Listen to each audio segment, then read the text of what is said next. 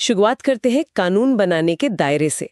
मतलब किसका अधिकार कहाँ तक है? हाँ, अनुच्छेद 245 इसी की बात करता है। एक बुनियादी नियम है, संसद पूरे देश या उसकी किसी भी कोने के लिए कानून बना सकती है और राज्य की विधानसभा वो सिर्फ अपने राज्य की सीमाओं के भीतर। ये तो हुआ क्षेत्रीय दायरा। लेकिन इसमें एक पैंच है, जैसा मैंने पढ़ा, संसद के कानून भारत के बाहर रहने वाले नागरिकों या भारत से जुड़ी चीजों पर भी लागू हो सकते हैं। ये राज्य क्षेत्रातीत प्रवर्तन क्या चीज है? सुनने में बड़ा टेक्निकल सा लगता है। हाँ, लगता है, पर इसका मतलब काफी गहरा है। ये सिर्फ सीमाओं की बात नहीं, बल्कि ये दिखाता है कि संसद का अधिकार कितना व्यापक है। ये मतलब राष्ट्रीय हितों को देश की भौगोलिक सीमाओं के पार भी सुरक्षित रखने की ताकत देता है। जैसे कोई उदाहरण? सोचिए, अगर कोई भारतीय नागरिक विदेश में कोई ऐसा काम करे जो भारतीय कानून के तहत अपराध है, या फिर मान लीजिए भारत की सुरक्षा से जुड़ा कोई मुद्दा हो जो देश के बाहर घटित हो रहा हो, तो ऐसे मामलों में संसद के बनाए कानून काम आ सकते हैं।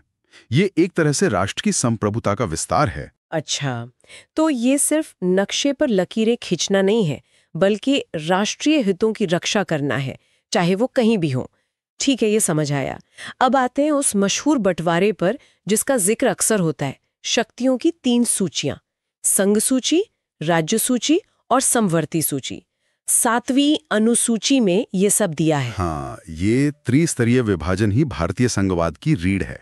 तो संघ सूची पर सिर्फ संसद, राज्य सूची पर आमतौर पर राज्य विधानसभा और समवर्ती सूची पर दोनों। ये व्यवस्था क्यों जरूरी लगी संविधान बनाने वालों को? देखिए, कुछ मुद्दे ऐसे हैं जिन पर पूरे देश में एक ही नीति होनी चाहिए, है ना? जैसे देश की रक्षा, विदेश मामले, मुद्रा, ये सब संघ सूची में है, केंद्र के पास। हाँ, ये तो लॉजिकल है। दूसरी तरफ पुलिस, स्थानीय शासन, खेती, ये ऐसे विषय हैं जो राज्यों की अपनी लोकल जरूरतों और परिस्थितियों के हिसाब से अलग अलग हो सकते हैं, तो ये राज्य सूची में डाले गए। और फिर तीसरी समवर्ती सूची? हाँ, समवर्ती सूची जैसे शिक्षा, जंगल, ट्रेड यूनियन, शादी तलाक, इन पर केंद्र और राज्य दोनों का हित हो सकता है। यूं समझ लीजिए कि ये वो मैदान है जहां सहयोग की उम्मीद है। लेकिन यहीं टकराव की संभावना भी सबसे ज्यादा है। बिल्कुल, ये एक तरह का साझा क्षेत्र है। यहीं पर चीजें थोड़ी और पेचीदा हो जाती हैं। हाँ, वही मैं पूछने वाली थी। आपने कहा समवर्ती सूची पर दोनों कानून बना सकते हैं, लेकिन अगर दोनों के बनाए कानूनों में टकराव हो जाए, मान लीजिए शिक्षा पर संसद ने कुछ कहा और राज्य ने कुछ और, तो किसकी चलेगी? यहाँ संविधान का अनुच्छेद 254 एक स्पष्ट दिशा देता है। आमतौर पर अगर समवर्ती सूची के विषय पर केंद्र और राज्य के कानून में टकराव होता है, तो केंद्र का कानून ही मान्य होगा। राज्य का कानून उस हद तक लागू नहीं होगा जहां तक वो केंद्रीय कानून से टकरा रहा है। अच्छा, से संघीय सर्वोच्चता का सिद्धांत कहते हैं, फेडरल सुप्रीमेसी। ठीक है। लेकिन इसमें एक दिलचस्प मोड़ भी है। अगर राज्य का कानून राष्ट्रपति की मंजूरी के लिए भेजा गया था और उन्हें वो मंजूरी मिल गई है, तो वो कानून उस राज्य विशेष में केंद्र के पहले के कानून के ऊपर भी मान्य हो सकता है। ओह, अच्छा, तो राज्यों को थोड़ी गुंजाइश दी गई है। हाँ, अपनी विशिष्ट जरूरतों के लिए। पर कहानी यहाँ खत्म नहीं होती। संसद चाहे तो बाद में फिर से उसी विषय पर कानून बनाकर उस राज्य के कानून को बदल सकती है या खत्म कर सकती है। तो अंतिम पलड़ा जो है वो केंद्र का ही भारी रहता है। यानी राज्यों को थोड़ी छूट तो है, पर आखिरी चाबी केंद्र के पास ही है। ये संतुलन बनाने की कोशिश दिखती है, पर झुकाव केंद्र की तरफ है, कह सकते हैं। इसी सिलसिले में हाल का एक बहुत बड़ा बदलाव है जीएसटी, यानी माल और सेवा कर। इसके लिए संविधान में नया अनुच्छेद 246 क जोड़ा गया। ये कैसे फिट होता है इस पूरे तस्वीर में? जीएसटी एक बहुत बड़ा कदम है जिसने केंद्र राज्य वित्तीय संबंधों को, मतलब पैसे वाले रिश्तों को, नए सिरे से परिभाषित किया है। हाँ, वो तो है। अनुच्छेद 246 क संसद और राज्य विधानसभाओं दोनों को जीएसटी पर कानून बनाने की शक्ति देता है। संसद केंद्र के हिस्से यानी सीजीएसटी पर और राज्य अपने हिस्से यानी एसजीएसटी पर। ठीक है। लेकिन जो माल या सेवाएं एक राज्य से दूसरे राज्य में जाती हैं यानी इंटरस्टेट, उन पर लगने वाले जीएसटी, जिसे आईजीएसटी कहते हैं, उस पर कानून बनाने का अधिकार सिर्फ और सिर्फ संसद के पास है। सिर्फ संसद के पास? जी हाँ। ये दिखाता है कि कैसे एक एकीकृत, मतलब एक सिंगल नेशनल मार्केट बनाने के लिए केंद्र को ज्यादा शक्ति दी गई है। साथ ही ये सहकारी संघवाद, कोऑपरेटिव फेडरलिज्म का भी उदाहरण है, क्योंकि जीएसटी से जुड़े फैसले जीएसटी परिषद में लिए जाते हैं। हाँ, जीएसटी काउंसिल, जिसमें केंद्र और सभी राज्यों के प्रतिनिधि होते हैं। हालांकि परिषद की सिफारिशें कितनी बाध्यकारी हैं, ये भी आजकल बहस का विषय रहा है। पर हाँ, ये व्यवस्था सहयोग पर आधारित है। इसने राजकोषीय संघवाद, फिस्कल फेडरलिज्म, यानी टैक्स लगाने और बांटने के सिस्टम को काफी बदल दिया है। तो जीएसटी ने इस केंद्र राज्य समीकरण में एक नया और काफी अहम आयाम जोड़ दिया है। अच्छा, अब उन विषयों का क्या जो इन तीनों लिस्ट में से कहीं भी नहीं है? क्या ऐसा भी हो सकता है कि कोई नया मुद्दा आ जाए जिसके बारे में संविधान बनाते वक्त सोचा ही ना गया हो? बिल्कुल हो सकता है। जैसे आपने कहा, स्पेस टूरिज्म का रेगुलेशन, या मान लीजिए आर्टिफिशियल इंटेलिजेंस से जुड़े कुछ नए कानूनी सवाल, कुछ भी हो सकता है। तो फिर इसी के लिए है अनुच्छेद 248, अवशिष्ट शक्तियां या रेजिडुअरी पावर्स। ये साफ कहता है कि कोई भी विषय जो राज्य सूची या समवर्ती सूची में नहीं आता, उस पर कानून बनाने की पूरी शक्ति संसद के पास होगी। पूरी शक्ति संसद के पास? हाँ, इसमें ऐसे टैक्स लगाना भी शामिल है जिनका जिक्र इन सूचियों में नहीं है, बस जीएसटी को छोड़कर, क्योंकि उसके लिए तो 246 का है ही। ये भारत के संघीय ढांचे की खास बात है ना? क्योंकि अमेरिका या ऑस्ट्रेलिया में शायद ऐसा नहीं है। सही कहा। उन देशों में अवशिष्ट शक्तियां राज्यों के पास होती हैं, लेकिन भारत में ये केंद्र के पास हैं। संविधान निर्माताओं ने शायद ऐसा इसलिए किया ताकि भविष्य की किसी भी अनिश्चितता या नए उभरते मुद्दे से निपटने के लिए केंद्र सरकार सक्षम रहे और देश की एकता बनी रहे। ये थोड़ा केंद्रीकरण की ओर झुकाव तो दिखाता है। यानी जो किसी का नहीं वो केंद्र का। ये तो एक तरह की सेफ्टी नेट जैसी लगती है केंद्र के लिए। लेकिन क्या ये हमेशा इतना सख्त है कि संसद राज्य सूची के विषयों को छू ही नहीं सकती, या कुछ खास हालात में ऐसा हो सकता है? नहीं, संविधान लचीला भी है। कुछ खास परिस्थितियां हैं जब संसद राज्य सूची के विषयों पर भी कानून बना सकती है। अच्छा। जैसे कि पहली और शायद सबसे दिलचस्प स्थिति है राष्ट्रीय हित में, अनुच्छेद 249।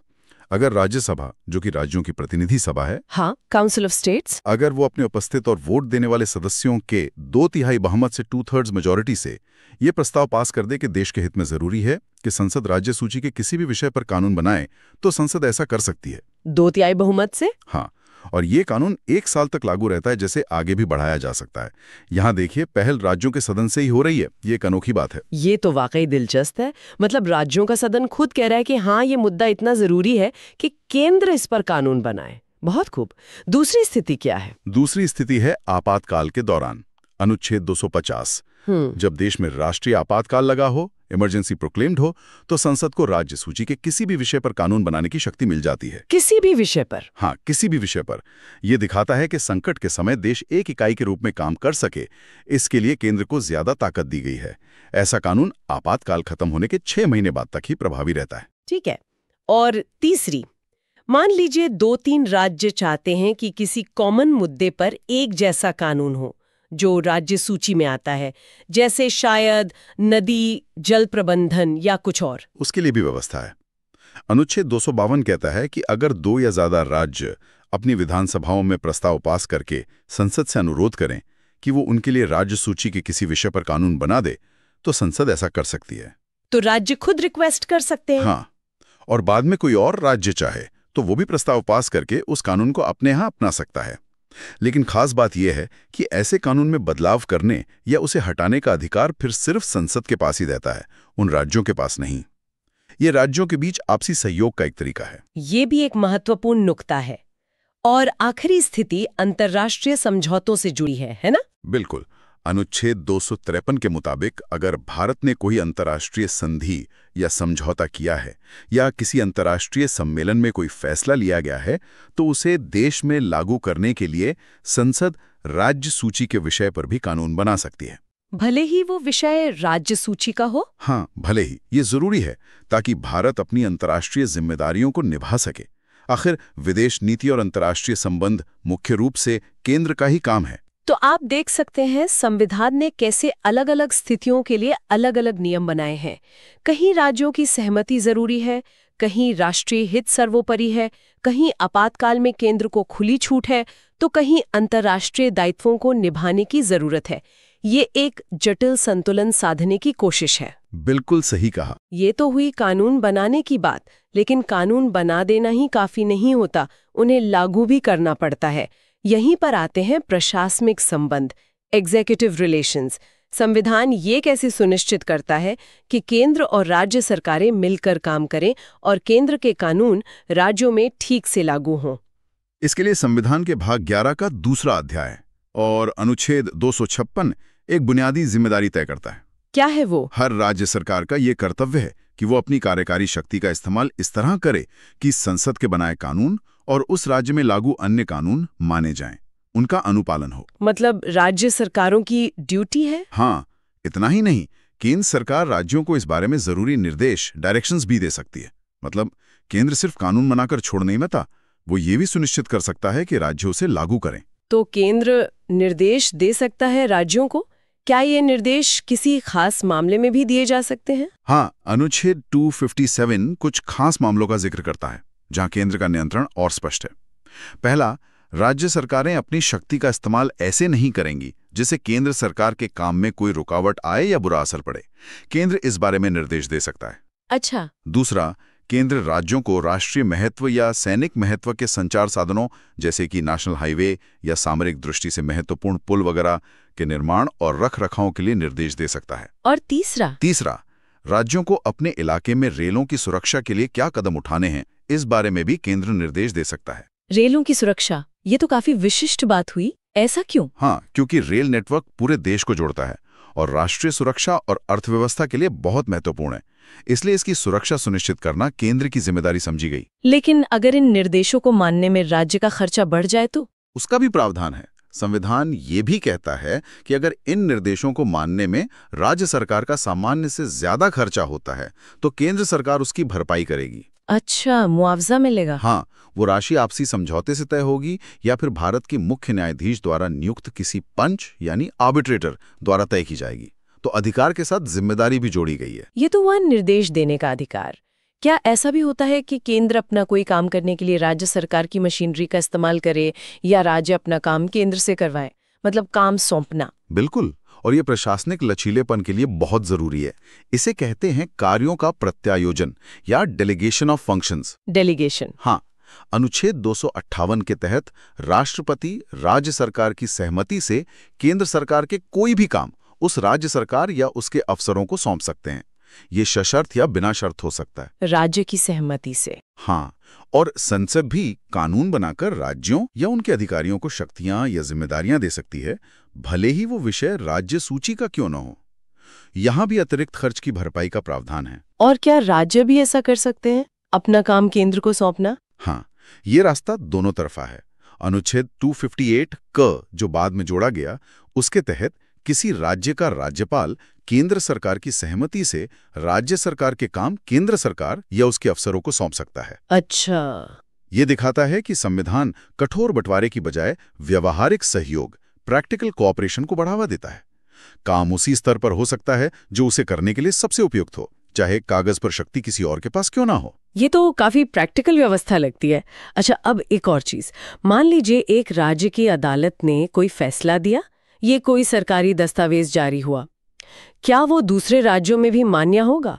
ऐसा ना हो कि हर राज्य की सीमा पर कानून बदल जाए या फैसले का मतलब बदल जाए। नहीं, इसका भी इंतजाम है अनुच्छेद 261 में। ये बहुत महत्वपूर्ण है। ये कहता है कि पूरे भारत में केंद्र और हर राज्य के सार्वजनिक कानूनों, रिकॉर्ड्स और अदालती कार्यवाहियों को पूरा विश्वास और पूरी मान्यता दी जाएगी। Full faith and credit. Full faith and credit. हाँ, संसद ये तय कर सकती है कि इन्हें साबित कैसे किया जाएगा और इनका असर क्या होगा। खासकर दीवानी अदालतों यानी सिविल कोर्ट्स के अंतिम फैसले पूरे देश में कहीं भी लागू करवाए जा सकते हैं कानून के अनुसार। ये चीज देश को कानूनी तौर पर एक सूत्र में पिरोती है और लोगों व व्यापार के लिए बहुत आसानी पैदा करती है। ये वाकई जरूरी है। अच्छा, एक और मुद्दा जो अक्सर सुर्खियों में रहता है, पानी के बंटवारे को लेकर राज्यों के बीच झगड़े, कावेरी, सतलुज यमुना लिंक, बहुत सारे उदाहरण हैं।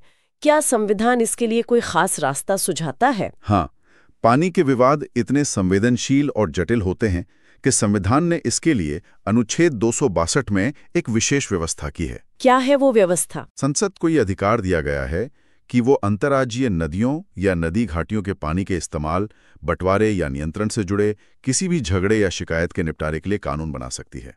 ठीक है। और सबसे अहम बात, संसद कानून द्वारा ये भी कह सकती है कि ऐसे विवादों में सुप्रीम कोर्ट या कोई और अदालत दखल नहीं देगी। सुप्रीम कोर्ट भी नहीं? हाँ, इसका मकसद ये है कि ऐसे तकनीकी और राजनीतिक रूप से उलझे हुए मामलों को विशेष न्यायाधिकरणों यानी ट्रिब्यूनल्स के जरिए सुलझाया जाए, जिन्हें संसद इस काम के लिए गठित कर सकती है। ये दिखाता है कि संविधान निर्माताओं ने इस मुद्दे की गंभीरता को कितना समझा था। ये तो एक बहुत ही स्पेसिफिक मैकेनिज्म है। और अगर राज्यों के बीच या केंद्र और राज्यों के बीच किसी और मुद्दे पर समन्वय या सहयोग की जरूरत हो, आम सहमति बनाने की जरूरत हो, तो क्या कोई स्थायी मंच बनाने का भी प्रावधान है? बिल्कुल। इसके लिए अनुच्छेद 263 है, जो अंतर्राज्यीय परिषद यानी इंटरस्टेट काउंसिल की स्थापना की बात करता है। Interstate council? हाँ, अगर राष्ट्रपति को लगे कि जनहित में, पब्लिक इंटरेस्ट में ऐसा करना जरूरी है, तो वो ऐसी परिषद का गठन कर सकते हैं। और इसका काम क्या होगा?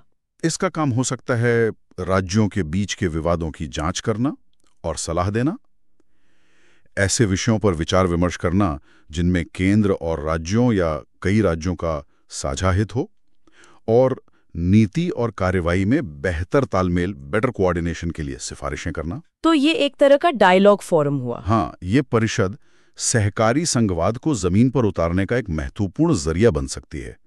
एक ऐसा मंच जहां केंद्र और राज्य मिलकर बैठें, बात करें और मसले सुलझाएं।